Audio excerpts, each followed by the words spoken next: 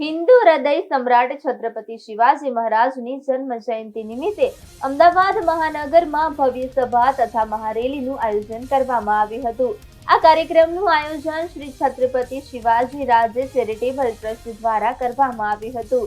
આ સભા ઓઢવ સ્થિત તક્ષશિલા સ્કૂલ ખાતે યોજાઈ હતી, જ્યાં મોટી સંખ્યામાં કાર્યકર્તાઓ અને શિવભક્તો ઉપસ્થિત રહ્યા હતા. કાર્યક્રમ દરમિયાન શિવાજી મહારાજના શૌર્ય, સ્વાભિમાન અને હિન્દવી સ્વરાજના સંદેશ પર પ્રવચનો આપવામાં આવ્યા હતા. આ પ્રસંગે હિન્દુ ધર્મ પ્રચારક અભિષેક ઠાકુર, ડોક્ટર પ્રકાશ, રિધિમા શર્મા અને યુદ્ધી રાણા સભા અને રેલીના આકર્ષણનું કેન્દ્ર રહ્યા હતા.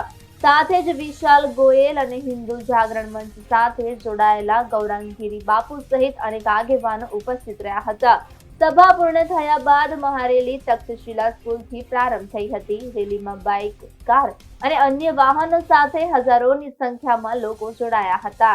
શહેરના વિવિધ વિસ્તારોમાં દેશભક્તિના નારા અને ઐતિહાસિક ગૌરવના સંદેશ સાથે રેલીનું ભવ્ય આયોજન કરવામાં આવ્યું હતું.